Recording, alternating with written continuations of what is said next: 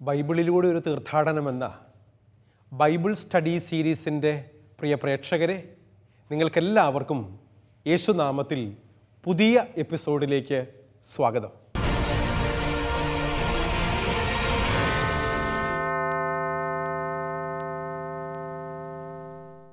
കഴിഞ്ഞ ഏതാനും ചില എപ്പിസോഡുകളിലായി ബൈബിളിലെ പുതിയ നിയമത്തിലെ 4-ാം സുവിശേഷം എന്നറിയപ്പെടുന്ന യോഹന്നാൻ്റെ സുവിശേഷം 14-ാം അധ്യായമാണ് നമ്മൾ പഠിച്ചുകൊണ്ടിരിക്കുന്നത്. 14-ാം അധ്യായത്തിൻ്റെ വചനവ്യാഖ്യാനം പൂർത്തിയാക്കി അതിൻ്റെ വചന വിചിന്തനങ്ങൾ നടത്തിക്കൊണ്ടിരിക്കുകയാണ് നമ്മൾ. തുടർച്ച ക്ലാസ്സുകളിലേക്ക് നിങ്ങൾക്കേവർക്കും സ്വാഗതം.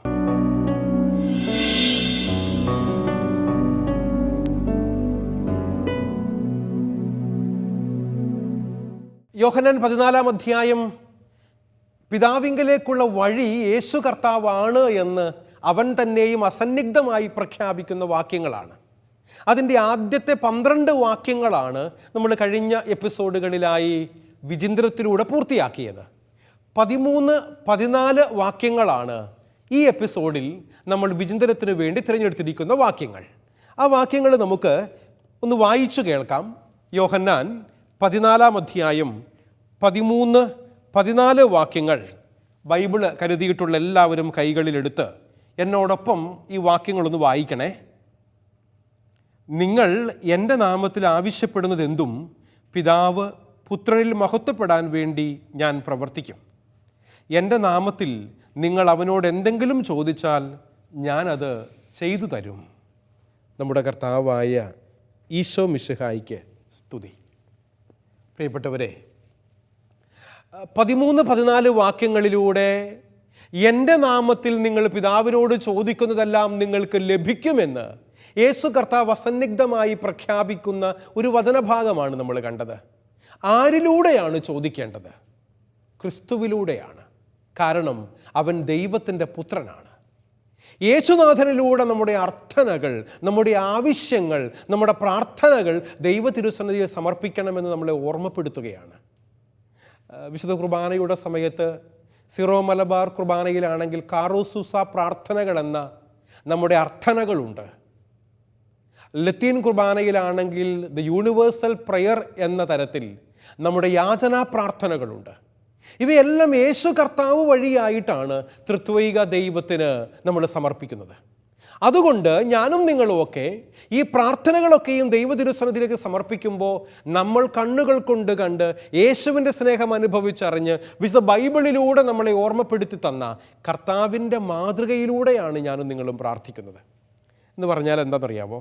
മാമുദീസായിലൂടെ ഈശോയുടെ ദൈവപുത്രത്വത്തിൽ പങ്കുചേർന്ന് സ്വർഗീയ പിതാവിൻ്റെ മക്കൾക്കടുത്ത ഒരു കുടുംബമായി തീർന്ന സമൂഹമാണല്ലോ സഭ.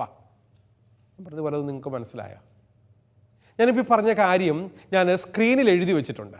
നിങ്ങൾ ആ സ്ക്രീനിലേക്ക് നോക്കുകയാണെങ്കിൽ നിങ്ങൾക്ക് മനസ്സിലാകും. വായിച്ചേ. മാമോദീസായിലൂടെ ഈശോയുടെ ദൈവപുത്രത്വത്തിൽ പങ്കുചേർന്ന് സ്വർഗീയ പിതാവിൻ്റെ മക്കൾക്കടുത്ത ഒരു കുടുംബമായി തീർന്ന സമൂഹമാണല്ലോ സഭ. ചിലർക്ക് ചോദിക്കാറുണ്ട്, അച്ഛാ ഈ സഭ എന്ന് പറഞ്ഞാൽ എന്നതാ? തിരുസഭ എന്ന് പറഞ്ഞാൽ മാമോദീസ വഴിയായി ഈശോയുടെ ദൈവപുത്രത്വത്തിൽ പങ്കുചേർന്ന് എന്ന് പറഞ്ഞാൽ യേശു കർത്താവിന് ദൈവമായി ഏറ്റുപറഞ്ഞ് മാമോദീസായിലൂടെ വിശ്വാസത്തിലേക്ക് കടന്നു വന്ന് ദൈവപിതാവിൻ്റെ മക്കൾക്കടുത്തു ജീവിതം നയിക്കുന്ന ഒരു കുടുംബത്തെയാണ് സഭയെന്ന് വിളിക്കുന്നത്. മനസ്സിലായോ? തിരുസഭ എന്ന് നമ്മൾ പറയാറുണ്ട്. വിശുദ്ധമായ പരിശുദ്ധമായ സഭ എന്നാണ് തിരുസഭ എന്ന് പറയുന്നത് കൊണ്ട് അർത്ഥമാക്കുന്നത്. നമ്മുടെ സഭ തിരുസഭയാകുന്നതിൻ്റെ കാരണം എന്താ?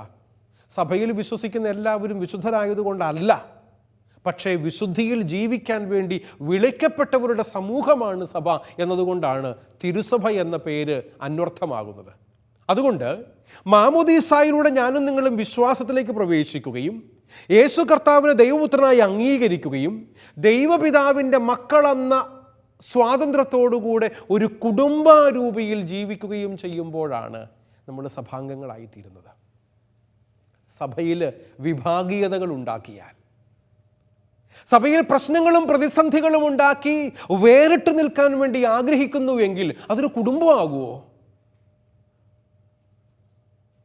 ഒരു കുടുംബമല്ല എങ്കിൽ പിന്നെ എങ്ങനെയാ സഭയെന്ന് നമുക്ക് വിളിക്കാൻ വേണ്ടി പറ്റുക? അതുകൊണ്ട് ആരെങ്കിലുമൊക്കെ വ്യക്തിപരമായോ സംഘടിതമായോ സഭയുടെ കൂട്ടായ്മയിൽ നിന്നും മാറി ചിന്തിക്കുന്നുണ്ട് എങ്കിൽ ഇതൊരു വാർണിംഗ് ആണ് ദൈവം തിരുവചനങ്ങളിലൂടെ നമുക്ക് നൽകുന്നത്. എല്ലാവരും ക്രിസ്തുവിൻ്റെ സുവിശേഷം എന്താണെന്ന് മനസ്സിലാക്കി മാമോദിസ സ്വീകരിച്ച് വിശ്വാസത്തിലേക്ക് കടന്നു വന്നവർ യേശുവിന് ദൈവപുത്രസ്ഥാനം അംഗീകരിച്ചുകൊണ്ട് ദൈവപിതാവിൻ്റെ കുടുംബത്തിലെ അംഗങ്ങളായി ജീവിക്കുക. ഏകോദര സഹോദരങ്ങളെ പോലെ ഒരു കുടുംബത്തിലെ അംഗങ്ങളായി ജീവിക്കുക എന്നുള്ളതാണ് സഭ. അതുകൊണ്ട് ഈശോയുടെ നാമത്തിൽ അഥവാ ഈശോയുമായുള്ള ഐക്യത്തിൽ പ്രാർത്ഥിക്കുക എന്ന് പറയുന്നത് പ്രായോഗികമായി തീരുന്നത് സഭയോടൊപ്പം നാം പ്രാർത്ഥിക്കുമ്പോഴാണ്. മനസ്സിലായോ എന്താണ്? സഭയോടൊപ്പം പ്രാർത്ഥിക്കുമ്പോഴാണ് സഭയുടെ അധികാരികളോടൊപ്പം അഭിഷിക്തരോടൊപ്പം ദൈവ ശുശ്രൂഷയിൽ ഏർപ്പെടുകയും വിശ്വസിക്കുകയും ഒരുമിച്ച് പ്രാർത്ഥിക്കുകയും ചെയ്യുന്ന കുടുംബങ്ങളായി ഞാനും നിങ്ങളും മാറേണ്ടതുണ്ട്. വിഭാഗീയതകളെ, പ്രാദേശികവാദങ്ങളെ, സ്വാർത്ഥപരമായ ലക്ഷ്യങ്ങളോടെ ആരെങ്കിലുമൊക്കെ സഭയാകുന്ന ക്രിസ്തുവിൻ്റെ ഗാത്രത്തെ വെട്ടിമുറിക്കാൻ പ്രലോഭനങ്ങൾ ഉണ്ടാകുന്നുണ്ടെങ്കിൽ അവയെ നമ്മൾ അതിജീവിക്കണം കേട്ടോ. ഈ ലോകം നമ്മുടെ മുൻപിലേക്ക് വച്ചു നീട്ടുന്നതെല്ലാം നന്മയല്ല എന്നറിയാമല്ലോ നമുക്ക്. നന്മയുടെ മൂടുപടം ധരിച്ച് അതിലൂടെ കടത്തിക്കൊണ്ടുവരുന്നത് ശത്രുതയാണ്, വിഭാഗീയതയാണ്. അതിൻ്റെ പുറകെ അല്ല ഞാനും നിങ്ങളും പോകേണ്ടത്. അതുകൊണ്ട് തന്നെയും പ്രിയ സഹോദരങ്ങളെ തിരിച്ചറിയുക, ദൈവീകമായി കൃപാവരങ്ങളിലേക്ക് കടന്നു വരാൻ വേണ്ടി പരിശ്രമിക്കുമ്പോൾ ഈശോയുടെ നാമത്തിൽ ഈശോയുമായുള്ള ഐക്യത്തിൽ പ്രാർത്ഥിക്കുക എന്ന് പറയുന്നത് സഭയോടൊപ്പം പ്രാർത്ഥിക്കുമ്പോൾ യാഥാർത്ഥ്യമാകുന്നൊരു വസ്തുതയാണ്. ചിലരെങ്കിലുമൊക്കെ പറയുന്നത് ഞാൻ കേട്ടിട്ടുണ്ട്, എന്നോട് നേരിട്ടും പറഞ്ഞിട്ടുണ്ട്, അച്ഛാ ഞാൻ വിശ്വാസിയാണ് പക്ഷെ പള്ളിയിൽ പോകാറില്ല, ഞാൻ ദൈവവിശ്വാസിയാണ് പക്ഷെ പള്ളിയിൽ പോകാറില്ല. അവരോടാണ് ഈ തിരുവചനത്തിലൂടെ തിരുസഭാ മാതാവ് കർത്താവിൻ്റെ വാക്കുകളിലൂടെ സംസാരിക്കുന്നത്. സഭയോടൊപ്പം പ്രാർത്ഥിക്കുന്നവരാകണം ഓരോ വിശ്വാസിയും. ഇത് ദൈവഹിതത്തിൻ്റെ ഭാഗമാണ് എന്ന് തിരിച്ചറിയുക. അതുകൊണ്ട് തന്നെയും പ്രിയ സഹോദരങ്ങളെ, ഈശോയുടെ സാന്നിധ്യം അനുഭവിച്ചുകൊണ്ടുള്ള പ്രാർത്ഥന ദൈവസന്നിധിയിൽ സ്വീകാര്യമായി തീരും എന്ന് മനസ്സിലാക്കുക. ദേവാലയങ്ങളെ നമ്മൾ വിളിക്കുന്നത് എന്താ? ദൈവത്തിൻ്റെ പ്രത്യേകമായ സാന്നിധ്യമുള്ള ഇടം, ദിവ്യകാരുണ്യം സക്രാരിയിലുള്ള ഇടമാണ് ദേവാലയം. അതുകൊണ്ടാണ് ഞാൻ നിങ്ങൾ ദേവാലയത്തിൽ പോയി പ്രാർത്ഥിക്കുന്നത്.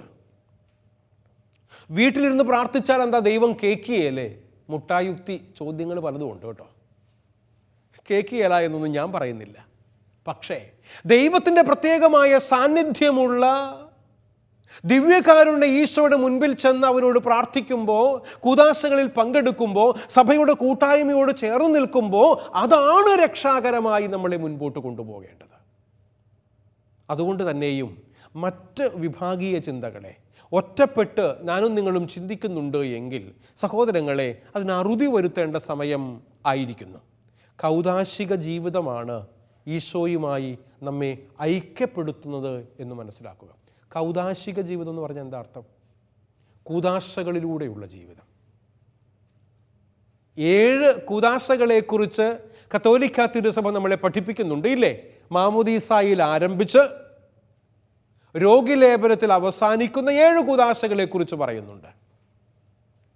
സഹോദരങ്ങളെ, ഈ കൂദാശകൾ സ്വീകരിച്ച് ഈശോയുമായുള്ള ഐക്യത്തിൽ ജീവിക്കാൻ വേണ്ടിയിട്ടുള്ള വിളിയാണ് തിരുസഭയിലൂടെ ദൈവം നമുക്ക് നൽകിയിരിക്കുന്നത്.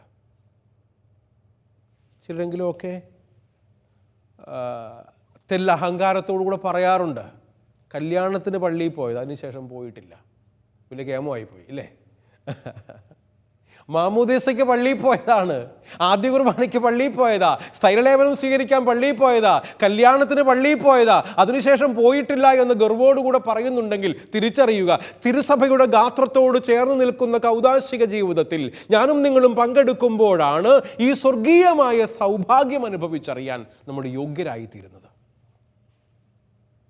അതുകൊണ്ട് ക്രിസ്തുവിനോട് ചേർന്ന് നിൽക്കുന്നൊരു ജീവിതം നയിക്കാൻ ആഗ്രഹിക്കുന്ന എല്ലാവരും സഭയോട് ചേർന്ന് നിൽക്കണം, കൂദാശകൾ സ്വീകരിക്കണം. അതുവഴിയാണ് സ്വർഗീയമായ സൗഭാഗ്യം അനുഭവിക്കേണ്ടത്. ആ ലക്ഷ്യത്തിലേക്ക് ഞാനും നിങ്ങളും നടന്നു ചെല്ലേണ്ടത്. നമ്മൾ തുടർന്ന് 14-ാം അധ്യായത്തിൻ്റെ 15, 16, 17 വാക്യങ്ങളുടെ വിചിന്തനത്തിലേക്ക് പ്രവേശിക്കുകയാണ്. ആ വാക്യങ്ങൾ നമുക്കൊന്ന് വായിച്ചു കേൾക്കാം. 14-ാം അധ്യായത്തിൻ്റെ 15 മുതൽ 17 വരെയുള്ള വാക്യങ്ങൾ.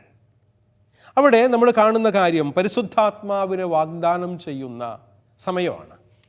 14-ാം അധ്യായവും 15-ാം അധ്യായവും 16-ാം അധ്യായവും പാരക്ലേത്തോസ് എന്ന സഹായകനായ, ആശ്വാസകനായ പരിശുദ്ധാത്മാവിനെക്കുറിച്ചുള്ള യോഹന്നാൻ്റെ പ്രബോധനത്തിൻ്റെ ഭാഗമാണ്. അവിടെ വചനം നമ്മളെ ഓർമ്മപ്പെടുത്തുന്ന വചനം ഇപ്രകാരമാണ്: നിങ്ങൾ എന്നെ സ്നേഹിക്കുന്നെങ്കിൽ എൻ്റെ കൽപ്പനകൾ പാലിക്കും. ഞാൻ പിതാവിനോട് അപേക്ഷിക്കുകയും എന്നേക്കും നിങ്ങളോടുകൂടെ ആയിരിക്കാൻ മറ്റൊരാശ്വാസകനെ അവിടുന്ന് നിങ്ങൾക്ക് തരുകയും ചെയ്യും. ഈ സത്യത്തിൻ്റെ ആത്മാവിനെ സ്വീകരിക്കാൻ ലോകത്തിന് സാധിക്കുകയില്ല, കാരണം അതവനെ കാണുകയോ അറിയുകയോ ചെയ്യുന്നില്ല. എന്നാൽ നിങ്ങൾ അവനെ അറിയുന്നു, കാരണം അവൻ നിങ്ങളോടൊത്ത് വസിക്കുന്നു, നിങ്ങളിൽ ആയിരിക്കുകയും ചെയ്യും. നമ്മുടെ കർത്താവായ ഈശോ മിശിഹായിക്ക് സ്തുതി. പ്രിയപ്പെട്ടവരെ, വചനം എത്ര മനോഹരമായിട്ട് നമ്മോട് പറയുന്നേ. പിതാവിനോടും പുത്രനോടുമുള്ള നമ്മുടെ ഐക്യവും സഹവാസവും പ്രായോഗികമായി നമ്മിൽ യാഥാർത്ഥ്യമാകുന്നത് പരിശുദ്ധാത്മാവിലൂടെയാണ്. ത്രിത്വൈക ദൈവത്തെ വളരെ കൃത്യമായി യോഹന്നാൻ അവതരിപ്പിക്കുന്ന വചനഭാഗമാണ് 14-ാം അധ്യായത്തിൻ്റെ 15 മുതൽ 17 വരെയുള്ള വാക്യങ്ങൾ. ദൈവപുത്രനായ യേശു കർത്താവും പിതാവായ യഹോവ ദൈവവും തമ്മിലുള്ള ബന്ധത്തെക്കുറിച്ച് ഇതിനു മുൻപ് നമ്മൾ മനസ്സിലാക്കിയിട്ടുണ്ട്. എന്നാൽ പരിശുദ്ധാത്മാവെന്ന് പറയുന്ന ദൈവീക ചൈതന്യത്തെ, ദൈവത്തിൻ്റെ ശക്തിയെ, ദൈവത്തിൻ്റെ സ്നേഹത്തെക്കുറിച്ച് യോഹന്നാൻ ശ്ലീഹ നമ്മളെ ഓർമ്മപ്പെടുത്തുകയാണ് ഇവിടെ.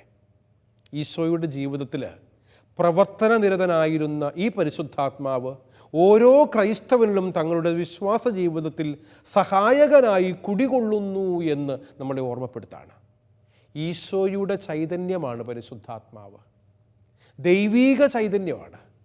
ഈ ആത്മാവിനെയാണ് അവൻ നമ്മളിലേക്ക് പ്രവേശിപ്പിച്ചിരിക്കുന്നത്. നമുക്കറിയാലോ, ഉൽപ്പത്തി പുസ്തകത്തിൽ ദൈവം സൃഷ്ടികർമ്മം നടത്തുമ്പോൾ കളിമണ്ണുകൊണ്ട് മനുഷ്യൻ്റെ രൂപം മെനഞ്ഞു എന്നാണ് വചനം പറയുന്നില്ലേ. അപ്രകാരം കളിമണ്ണുകൾ കൊണ്ടും മെനഞ്ഞ മനുഷ്യൻ്റെ നാസാരന്ധ്രങ്ങളിലേക്ക്, മൂക്കിലേക്ക് അവൻ ശ്വാസമൂതി. ദൈവം ആദി മാതാപിതാക്കളുടെ അല്ലെങ്കിൽ ആദ്യ പിതാവായ ആദത്തിൻ്റെ കളിമൺ പ്രതിമയിലേക്ക് ശ്വാസമൂതിയപ്പോൾ അവൻ കൊടുത്തത് ജീവശ്വാസമായിരുന്നുവെങ്കിൽ അതോടൊപ്പം അവൻ സ്വീകരിച്ചത് പരിശുദ്ധാത്മാവിനെയാണ്, ആത്മാവിനെയാണ്. ദൈവത്തിൻ്റെ ആത്മാവ് അങ്ങനെയാണ് നമ്മളിലേക്ക് കടന്നു വന്നത്. ഈ പരിശുദ്ധാത്മാവിലുള്ള ജീവിതത്തിലേക്ക് നമ്മെ ക്ഷണിക്കുകയാണ് യേശു കർത്താവ് 15 മുതൽ 17 വരെയുള്ള ഈ വാക്യങ്ങളിലൂടെ ചെയ്യുന്നത്. ആത്മാവിനെ വാഗ്ദാനം ചെയ്യുന്നുണ്ട് പഴയ നിയമത്തിൽ, ജോയേൽ പ്രവാചകൻ്റെ പുസ്തകത്തിൽ. അതിനുശേഷം പല ആവർത്തി നമ്മൾ പരിശുദ്ധാത്മാവിൻ്റെ ആഗമനത്തെക്കുറിച്ച്, വാഗ്ദാനം ചെയ്യപ്പെട്ട പരിശുദ്ധാത്മാവിൻ്റെ സാന്നിധ്യത്തെക്കുറിച്ചൊക്കെ പറയുന്നുണ്ട്. എന്നാൽ അതിനെ തുടർന്ന് നമ്മൾ കാണുന്ന വാക്യം അതാണ് നമ്മളെ ഓർമ്മപ്പെടുന്നത്. സ്ക്രീനിൽ നിങ്ങൾക്ക് കാണാനായി സാധിക്കും. വ്യക്തിപരമായി മാത്രമല്ല, സമൂഹപരമായും സഭയെ മുന്നോട്ട് നയിക്കുവാൻ, സഭയിൽ ജീവിക്കുകയും ചെയ്യുന്നവനാണ് പരിശുദ്ധാത്മാവ്. സഭയിൽ പരിശുദ്ധാത്മാവിൻ്റെ സാന്നിധ്യത്തെ ഓർമ്മപ്പെടുത്താണ്. എന്നിട്ട് കൂട്ടിച്ചേർക്കാണ്, ലോകാവസാനം വരെ സഭയോടൊത്ത് ഉണ്ടായിരിക്കുകയും ചെയ്യുന്ന ദൈവീക സാന്നിധ്യമാണ് ആര്? പരിശുദ്ധാത്മാവ്. ദൈവത്തിൻ്റെ പരിശുദ്ധാത്മാവെന്ന് പറഞ്ഞാൽ ലോകത്തിൻ്റെ അവസാനം വരെ നമ്മോട് കൂടെയുള്ള ദൈവത്തിൻ്റെ സ്നേഹ ചൈതന്യമാണ്. ഈശോ പറയുന്ന വാക്കുകളെ സുവിശേഷകന്മാർ കൃത്യമായി കോട്ട് ചെയ്തിട്ടുണ്ടല്ലോ. യുഗാന്തം വരെ എന്നും ഞാൻ നിങ്ങളോട് കൂടെ ഉണ്ടായിരിക്കും, ഇല്ലേ? യുഗാന്തം വരെ എന്നും ഞാൻ നിങ്ങളോട് കൂടെ ഉണ്ടായിരിക്കുമെന്ന് പറഞ്ഞ് നമ്മളോട് കൂടെയായിരിക്കുന്ന ദൈവികമായ സാന്നിധ്യത്തെക്കുറിച്ച് സുവിശേഷകന്മാർ നമ്മളെ ഓർമ്മപ്പെടുത്തുമ്പോൾ സഹോദരങ്ങളെ, നമുക്കെല്ലാവർക്കും മനസ്സിലാകുന്നൊരു യാഥാർത്ഥ്യം എന്താ? നമ്മളെ അനാഥമാക്കി വിട്ടിട്ടല്ല ഈശോ ഈ ലോകത്തിൽ നിന്ന് പോയത്. ദൈവപിതാവ് പഴയ നിയമകാലത്ത് തൻ്റെ ജനങ്ങൾക്ക് വേണ്ടി എപ്രകാരമാണോ പ്രവർത്തിച്ചത്, പുതിയ നിയമങ്ങളിലേക്ക് കടന്നു വരുമ്പോൾ യേശു കർത്താവ് ദൈവപുത്രനായി രക്ഷകനായി ഈ ലോകത്തിൽ അവതരിച്ചു. കർത്താവിൻ്റെ കുരിശുമരണത്തിനും ഉത്ഥാനത്തിനും ശേഷം ഉയർപ്പിക്കപ്പെട്ട കർത്താവ് തൻ്റെ ശിഷ്യന്മാരിലൂടെ ഈ ലോകം മുഴുവനിലുമുള്ള സകല വിശ്വാസികൾക്കും അവൻ പരിശുദ്ധാത്മാവിനെ നൽകിയിട്ടാണ് പോയത്. അപ്പോൾ പരിശുദ്ധാത്മാവിൻ്റെ സ്നേഹ ചൈതന്യത്തിൽ ജീവിക്കുക എന്നുള്ളതാണ് നമ്മെക്കുറിച്ചുള്ള ദൈവഹിതം എന്ന് പറയുന്നത്. ആത്മാവിൽ ജീവിതം നയിക്കുന്നവരാകാൻ സഹോദരങ്ങളെ, എന്നെയും നിങ്ങളെയും തിരുസഭാ മാതാവ് ആ ഗാത്രത്തോട് ചേർത്ത് നിർത്താണ്. അത് പ്രാർത്ഥനകളിലൂടെയാകാം, ഭക്ത അഭ്യാസങ്ങളിലൂടെയാകാം, കൂദാശകളുടെ സ്വീകരണങ്ങളിലൂടെയാകാം, വചന വായനകളിലൂടെയാകാം, എന്തുമാകട്ടെ ഇവയെല്ലാം നമ്മെ നയിക്കുന്നത് ദൈവിക സാന്നിധ്യത്തിലുള്ള ജീവിതമാണ് എന്ന് മനസ്സിലാക്കുക. ഇനി നമ്മൾ 18 മുതൽ 21 വരെയുള്ള വാക്യങ്ങളുടെ വിചിന്തനമാണ് നടത്തുന്നത്. യോഹന്നാൻ്റെ സുവിശേഷം 14-ാം അധ്യായത്തിൻ്റെ 18 മുതൽ 21 വരെയുള്ള വാക്യങ്ങൾ നമുക്കൊന്ന് വായിച്ചു കേൾക്കാം. ഞാൻ നിങ്ങളെ അനാഥരായി വിടുകയില്ല. ഞാൻ നിങ്ങളുടെ അടുത്തേക്ക് വരുന്നു. അല്പസമയം കൂടി കഴിഞ്ഞാൽ ലോകം എന്നെ കാണുകയില്ല, എന്നാൽ നിങ്ങൾ എന്നെ കാണും. ഞാൻ ജീവിക്കുന്നു, അതിനാൽ നിങ്ങളും ജീവിക്കും. ഞാൻ എൻ്റെ പിതാവിലും നിങ്ങൾ എന്നിലും ഞാൻ നിങ്ങളിലുമാണെന്ന് ആ ദിവസം നിങ്ങൾ അറിയും. എൻ്റെ കൽപ്പനകൾ സ്വീകരിക്കുകയും പാലിക്കുകയും ചെയ്യുന്നവനാണ് എന്നെ സ്നേഹിക്കുന്നത്. എന്നെ സ്നേഹിക്കുന്നവനെ എൻ്റെ പിതാവും സ്നേഹിക്കും.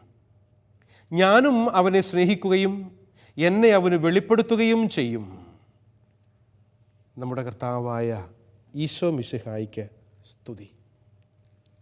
പ്രിയ സഹോദരീ സഹോദരന്മാരെ, ദൈവപിതാവിലൂടെ ദൈവപുത്രനിലേക്കും ദൈവപുത്രനിലൂടെ പരിശുദ്ധാത്മാവിലേക്കുമുള്ള ത്രിത്വൈക ദൈവിക സാന്നിധ്യത്തെയാണ് ഈ വചനങ്ങൾ നമ്മളെ ഓർമ്മപ്പെടുത്തുന്നത്. എന്നിട്ട് യേശു കർത്താവ് നമ്മോട് പറയുന്ന കാര്യം എന്താണെന്നറിയാവോ? ഞാൻ നിങ്ങളെ അനാഥരായിട്ട് വിടുകയില്ല. I shall not leave you orphans. ഈശോയോടുള്ള സ്നേഹം വെറും വൈകാരികമായ ഒരു സ്നേഹപ്രകടനമല്ല, മറിച്ച് പ്രായോഗികമായ അഥവാ പ്രവൃത്തികളിൽ പ്രാവർത്തികമാകുന്ന ഒരു സ്നേഹമാണ് എന്ന് ഓർമ്മപ്പെടുത്തുന്നു. വൈകാരികമായ ചില അടുപ്പങ്ങൾ നമുക്കുണ്ടാകാറുണ്ട് ചില വ്യക്തികളോടില്ലേ. എന്നാൽ ഈശോയുമായുള്ള നമ്മുടെ സ്നേഹമെന്ന് പറയുന്നത് വെറും ഒരു വൈകാരിക പ്രകടനം മാത്രമല്ല, മറിച്ച് അത് പ്രായോഗികമായി ഞാനും നിങ്ങളും അനുവർത്തിക്കേണ്ട, പ്രവൃത്തി പദത്തിലെത്തിക്കേണ്ട ഒരു സ്നേഹബന്ധമാണ്. അതുകൊണ്ട് എൻ്റെ കൽപ്പനകൾ സ്വീകരിക്കുകയും പാലിക്കുകയും ചെയ്യുന്നവനാണ് എന്നെ സ്നേഹിക്കുന്നത് എന്ന് ഈശോ പറയുന്നതിൻ്റെ കാരണം അതാണ്. മനസ്സിലായോ നിങ്ങൾക്ക്? എൻ്റെ കൽപ്പനകൾ ഞാൻ നിങ്ങൾക്ക് തന്നിട്ടുണ്ട്. ആ കൽപ്പനകൾ ആരൊക്കെയാണോ സ്വീകരിക്കുന്നത്, അത് പാലിക്കുന്നത്, അവരാണ് കർത്താവിനെ സ്നേഹിക്കുന്നവരെന്ന് ഈശോ നമ്മളെ ഓർമ്മപ്പെടുത്തുന്നുണ്ട്. അതുകൊണ്ട് ദൈവികമായ ഈ കൽപ്പന സ്വീകരിക്കാനും അതനുസരിച്ച് ജീവിക്കാനും പരിശ്രമിക്കുമ്പോൾ സഹോദരങ്ങളെ, ഞാനും നിങ്ങളുമൊക്കെ ദൈവ സ്നേഹത്തിൽ ജീവിക്കുകയാണ്. യഥാർത്ഥ സ്നേഹം എന്ന് പറഞ്ഞാൽ എന്താണെന്നറിയാമോ? യഥാർത്ഥ സ്നേഹം എന്ന് പറഞ്ഞാൽ എന്നതാ? മനസ്സിൻ്റെ ഐക്യമാണ് യഥാർത്ഥ സ്നേഹം. മനസ്സുകൾ തമ്മിലുള്ള പൊരുത്തം മനപ്പൊരുത്തം എന്ന് വിളിക്കാറില്ലേ? നമ്മൾ വിവാഹമെന്ന കൂദാശയ്ക്ക് മുമ്പായിട്ട് കത്തോലിക്ക തിരുസഭയിൽ ഉള്ള ഒരു സംവിധാനം, ഒരു ഏർപ്പാടാണ് മനസ്സമ്മതം ചോദിക്കുക, ഇല്ലേ? മനസ്സ് ചോദിക്കുക, എൻഗേജ്മെൻറ്റ്. ഒരു യുവാവും യുവതിയും കല്യാണം കഴിക്കുന്നതിന് മുൻപ് അവരെ രണ്ടുപേരെയും സഭയ്ക്ക് വേണ്ടി ദേവാലയത്തിൽ കൊണ്ടുവന്ന് നിർത്തി സാക്ഷികളുടെ മുൻപിൽ വെച്ച് അവരോട് നിനക്ക് ഇവനെ, നിനക്ക് ഇവളെ വിവാഹം ചെയ്യാൻ സന്നദ്ധതയുണ്ടോ, മനസ്സുണ്ടോ എന്ന് ചോദിക്കുന്ന മനസ്സമ്മതത്തിൻ്റെ ഒരു ചടങ്ങ് നമ്മൾ നടത്താറുണ്ട്. ഇതിനു വേണ്ടിയിട്ടാണ്. മനപ്പൊരുത്തമുണ്ടോ എന്നറിയുക. മനപ്പൊരുത്തം ഏറ്റവും പ്രധാനപ്പെട്ട ഒരു കാര്യമാണ്. മനസ്സുകൊണ്ടൊരു വ്യക്തിയെ അംഗീകരിക്കാൻ കഴിയുന്നില്ല എങ്കിൽ സ്നേഹിക്കാൻ പറ്റുമോ? അങ്ങനെ ഒരു വ്യക്തിയുടെ കൂടെ ജീവിതകാലം മുഴുവൻ ജീവിക്കാൻ പറ്റുമോ? അതുകൊണ്ട് മനസ്സിൽ പൊരുത്തമുണ്ടാകുക എന്നുള്ളത് പ്രിയപ്പെട്ടവരെ വളരെ അത്യാവശ്യമാണ്. ഈശോയുടെ കൽപ്പനകൾക്കനുസൃതമായ ഒരു ജീവിതം നയിക്കുന്നതിലൂടെയാണ് ഈശോയുമായുള്ള സ്നേഹബന്ധം യാഥാർത്ഥ്യമാകുന്നത് എന്ന് തിരിച്ചറിയുക. കൽപ്പനകളുടെ പാലനം വഴി അവനുമായുള്ള സ്നേഹത്തിൽ നമ്മളായിരിക്കുന്നു. ഇങ്ങനെയൊരു സ്നേഹബന്ധം യാഥാർത്ഥ്യമാകുമ്പോൾ അത് ഈശോയെയും ഈശോയിലൂടെ സ്വയം വെളിപ്പെടുത്തുന്ന ദൈവത്തെയും കൂടുതൽ അറിയാനും അനുഭവിക്കുവാനും കാരണമായി തീരും എന്നുള്ളതാണ് യാഥാർത്ഥ്യം. അവൻ്റെ കൽപ്പനകൾ പാലിച്ച് അവനെ സ്നേഹിച്ച് അവനോടുകൂടെ ഞാനും നിങ്ങളും ജീവിക്കാൻ വേണ്ടി തയ്യാറാകുമ്പോൾ എന്താ സംഭവിക്കുന്നത്? ഞാനും അവനെ സ്നേഹിക്കുകയും എന്നെ തന്നെ അവന് വെളിപ്പെടുത്തുകയും ചെയ്യുമെന്നുള്ള കർത്താവിൻ്റെ വചനം, വാഗ്ദാനം പൂർത്തിയാകുകയാണ് അതുവഴിയായി. എന്ന് പറഞ്ഞാൽ സഹോദരങ്ങൾ തിരിച്ചറിയുക, ഈശോയിലൂടെ സ്വയം വെളിപ്പെടുത്തുന്ന ദൈവത്തെ കാണാനും കേൾക്കാനും അനുഭവിച്ചറിയാനും ഞാനും നിങ്ങളും തയ്യാറാകുമ്പോൾ നമ്മൾ ദൈവ സ്നേഹ ബന്ധത്തിൽ ലയിക്കുകയാണ്. അതിന് നമ്മളെ ഇന്ന് സഹായിക്കുന്നത് നമ്മുടെ ഉള്ളിലുള്ള ദൈവസ്നേഹത്തിൻ്റെ ചൈതന്യമായ പരിശുദ്ധാത്മാവാണ്. ലൈഫ് ഇൻ ദ സ്പിരിറ്റ് എന്നൊക്കെ പറയാറുണ്ട്. ആത്മാവിൽ ജീവിക്കുക എന്നൊക്കെ പറഞ്ഞാൽ അതിൻ്റെ അർത്ഥം ഇതാണ്. എപ്പോഴും പ്രൈസ് ദ ലോർഡ് എന്ന് പറഞ്ഞ് നടന്നതുകൊണ്ട് മാത്രമോ, ഹല്ലേലൂയ എന്ന് പറഞ്ഞതുകൊണ്ട് മാത്രമോ, യേശുവേ സ്തോത്രം, യേശുവേ സ്തുതി എന്ന് പറഞ്ഞതുകൊണ്ട് മാത്രമോ നമ്മൾ കരിസ്മാറ്റിക് ആകുന്നില്ല എന്നറിയാമല്ലോ. ഇതൊക്കെ പറയുന്നത് നല്ലതാണ് കേട്ടോ. ഇതൊക്കെ പ്രാർത്ഥനയുടെ വിവിധ രൂപങ്ങളുമാണ്. ഞാനും പറയാറുണ്ട് ഇങ്ങനെയൊക്കെ. ഇതൊക്കെ സുഹൃദയപം പോലെ മനസ്സിൽ ചൊല്ലിക്കൊണ്ട് നടക്കാറുമുണ്ട്. പക്ഷേ അതുകൊണ്ട് മാത്രം ഞാനൊരു കരിസ്മാറ്റിക് ആകുന്നില്ല, ഞാൻ ക്രിസ്തുവിൻ്റെ സ്നേഹത്തിൽ ജീവിക്കുന്നവനാകുന്നില്ല, ഞാൻ ആത്മീയ മനുഷ്യനാകുന്നില്ല എന്ന് മനസ്സിലാക്കുക. എപ്പോഴാണ് ഞാനൊരു ആത്മീയ മനുഷ്യനാകുന്നത്? ദൈവം യേശു കർത്താവിലൂടെ നമുക്ക് നൽകിയിരിക്കുന്ന കൽപ്പനകൾ പാലിക്കുകയും അതനുസരിച്ച് ജീവിക്കുകയും ചെയ്യുമ്പോഴാണ് നാം അവരെ സ്നേഹിക്കുന്നത്. അങ്ങനെയാണ് നമ്മൾ ആത്മീയ മനുഷ്യരായി ജീവിക്കേണ്ടത് എന്ന് നമ്മളെ ഓർമ്മപ്പെടുത്തുക. കാരണം എന്താണെന്നറിയാവോ? ദൈവം തൻ്റെ സ്വയം വെളിപ്പെടുത്തൽ പരിമിതപ്പെടുത്തുന്നു എന്നല്ല ഇതിൻ്റെ അർത്ഥം. മറിച്ച് ദൈവത്തിൻ്റെ സ്നേഹത്തിന് പ്രതിസ്നേഹം നൽകുന്നവർക്കേ അവിടുത്തെ സ്വയം വെളിപ്പെടുത്തൽ അതായിരിക്കുന്നത് പോലെ സ്വീകരിക്കാൻ സാധിക്കുകയുള്ളൂ എന്ന് നമ്മളെ ഓർമ്മപ്പെടുത്താണ്. അവൻ സ്വയം വെളിപ്പെടുത്തിയവനാണ്. അവൻ്റെ ഈ വെളിപാട് ഞാനും നിങ്ങളും സ്വീകരിച്ചുകൊണ്ട് അവനോടൊപ്പം ചേർന്നിരിക്കാൻ വേണ്ടി പരിശ്രമിക്കുമ്പോഴാണ് ദൈവീകമായ സ്നേഹ ചൈതന്യത്തിൽ ജീവിക്കുന്നവനായി ഞാനും നിങ്ങളും മാറുകയുള്ളൂ. അതുകൊണ്ട് തന്നെയും ദൈവീകമായ ഈ കൃപാവരത്തിലേക്കുള്ള ഒരു വളർച്ചയാണ് ത്രിത്വൈക ദൈവത്തിലുള്ള അടുപ്പം, സ്നേഹത്തിലുള്ള ജീവിതം, ആത്മീയ ജീവിതം എന്ന് പറഞ്ഞാൽ. നമ്മൾ 14-ാം അധ്യായത്തിൻ്റെ 22 മുതൽ 24 വരെയുള്ള വചനങ്ങളുടെ വ്യാഖ്യാനം നമുക്കൊന്ന് ശ്രദ്ധിക്കാം. അതിൻ്റെ വിചിന്തനത്തിലേക്ക് നമുക്ക് പ്രവേശിക്കാം. 22 മുതൽ 24 വരെയുള്ള വാക്യങ്ങൾ. വചനം ഇങ്ങനെയാണ്: യൂദാസ് കറിയോത്ത അല്ല, അവനോട് പറഞ്ഞു, നീ നിന്നെ ഞങ്ങൾക്ക് വെളിപ്പെടുത്താൻ പോകുന്നു, എന്നാൽ ലോകത്തിന് വെളിപ്പെടുത്തുകയില്ല എന്ന് പറഞ്ഞത് എന്താണ്? യേശു പ്രതിവചിച്ചു, എന്നെ സ്നേഹിക്കുന്നവൻ എൻ്റെ വചനം പാലിക്കും. അപ്പോൾ എൻ്റെ പിതാവ് അവനെ സ്നേഹിക്കുകയും ഞങ്ങൾ അവൻ്റെ അടുത്ത് വന്ന് അവനോടൊപ്പം വാസമുറപ്പിക്കുകയും ചെയ്യും. എന്നെ സ്നേഹിക്കാത്തവനോ എൻ്റെ വചനങ്ങൾ പാലിക്കുന്നില്ല. നിങ്ങൾ ശ്രവിക്കുന്ന ഈ വചനം എൻ്റേതല്ല, എന്നെ അയച്ച പിതാവിൻ്റേതാണ്.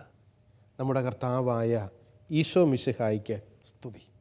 ഈശോ അസന്നിഗ്ധമായി പറയാണ്, നിങ്ങൾ കേൾക്കുന്ന ഈ വചനം, ബൈബിളിൽ എഴുതപ്പെട്ടിരിക്കുന്ന ഈ വാക്യങ്ങൾ കേവലം എൻ്റെ മാത്രം വാക്കുകളല്ല, മറിച്ച് എന്നെ അയച്ച എൻ്റെ പിതാവ് നിങ്ങളോട് പറയാൻ എന്നെ ഏൽപ്പിച്ചു തന്ന വാക്കുകളാണ് ഞാൻ പറഞ്ഞിരിക്കുന്നത്. ചില ചോദിക്കാറുണ്ട്, ബൈബിൾ എന്ന് പറഞ്ഞാൽ എന്നതാ? എഴുതപ്പെട്ട ദൈവത്തിൻ്റെ വചനമാണ് എന്നാ പറയുക. ഇത് ദൈവപിതാവ് പുത്രനായ യേശുവിലൂടെ നമുക്കായി നൽകിയതാ. ഇത് പരിശുദ്ധാത്മ ചൈതന്യത്തിലാണ് എഴുതപ്പെട്ടത് എന്ന് തിരിച്ചറിയുമ്പോഴാണ് ഇത് ദൈവത്തിൻ്റെ വിശുദ്ധ വചനമായി നമുക്ക് അനുഭവപ്പെടുന്നത്. അതുകൊണ്ടാണ് ഇത് സീക്രഡ് സ്ക്രിപ്ചർ എന്നാണ് ഇതിനെ വിളിക്കുന്നത്. സഹോദരങ്ങളെ, ഞാനും നിങ്ങളും വിശ്വസിക്കുന്ന, കൈകളിലേന്തുന്ന, വായിക്കുന്ന, വിചിന്തനം നടത്തുന്ന ഈ വിശുദ്ധ ബൈബിൾ ആകുന്നത് ഇത് ദൈവത്തിൻ്റെ വചനമാകുന്നത് കൊണ്ടാണ്. എത്രയോ പുസ്തകങ്ങൾ നമ്മൾ കാണാറുണ്ട്. ബുക്ക് സ്റ്റാളുകളിൽ പോയാൽ, ലൈബ്രറികളിൽ പോയാൽ, ഇല്ലേ, ഏതെങ്കിലും ഒരു പുസ്തകം എടുത്തിട്ട് ഇത് വിശുദ്ധ വചനമാണ് എന്ന് നമ്മൾ ആരെങ്കിലും പറയാറുണ്ടോ? ഞാനും പുസ്തകം എഴുതിയിട്ടുണ്ട്. ഞാൻ എഴുതിയ പുസ്തകം എടുത്തിട്ട് ഞാൻ ഇന്ന് വരെ ആർക്കും അത് ഗിഫ്റ്റായിട്ട് ഇത് ദൈവവചനമാണെന്നും പറഞ്ഞ് കൊടുത്തിട്ടില്ല. കൊടുത്തു കഴിഞ്ഞാൽ എനിക്കെന്തോ പ്രശ്നമുണ്ട്, എനിക്കെന്തോ കുഴപ്പമുണ്ടെന്ന് അതിൻ്റെ അർത്ഥം. കാരണം ഇത് ഞാൻ കണ്ടുപിടിച്ച അല്ലെങ്കിൽ ഞാൻ എഴുതിയ ചില വാക്യങ്ങളാണ് എൻ്റെ പുസ്തകത്തിൽ ഞാൻ കുറിച്ച് വെച്ചിരിക്കുന്നത്. പക്ഷേ ഇത് അങ്ങനെ അല്ല കേട്ടോ. ഇത് ദൈവത്തിൻ്റെ വചനമാണ് എന്ന് തിരിച്ചറിഞ്ഞ് ആ ദൈവികമായ കൃപാവരങ്ങൾക്കനുസരിച്ച് ജീവിക്കാൻ വേണ്ടി ഞാനും നിങ്ങളും പരിശ്രമിക്കുമ്പോഴാണ് ദൈവവചനത്തിൻ്റെ അന്തസത്തയെ തിരിച്ചറിയുന്നതും അതനുസരിച്ച് ഞാനും നിങ്ങളും ജീവിക്കുന്നത് എന്നും നമ്മളെ ഓർമ്മപ്പെടുത്താണ് ഈ തിരുവചന ഭാഗം. അതുകൊണ്ട് ദൈവികമായ ഈ വചനത്തിൻ്റെ അന്തസത്തയെ ഗ്രഹിക്കുകയും തിരിച്ചറിയുകയും മനസ്സിലാക്കുകയും യേശു കർത്താവാകുന്ന വഴിയിലൂടെ ദൈവപിതാവിങ്കലേക്ക് നടക്കുന്ന പരിശുദ്ധാത്മ ചൈതന്യമുള്ള മനുഷ്യരായി ജീവിക്കാൻ ഈശോയെ ഞങ്ങളെയും സഹായിക്കണമേ, ശക്തിപ്പെടുത്തണമേ, നിൻ്റെ ആത്മാവിനെ കൊണ്ട് എന്നെ നിറയ്ക്കണമേ എന്ന പ്രാർത്ഥന നമ്മുടെയൊക്കെ മനസ്സുകളിലുണ്ടാകട്ടെ. ഈശോ അനുഗ്രഹിക്കട്ടെ.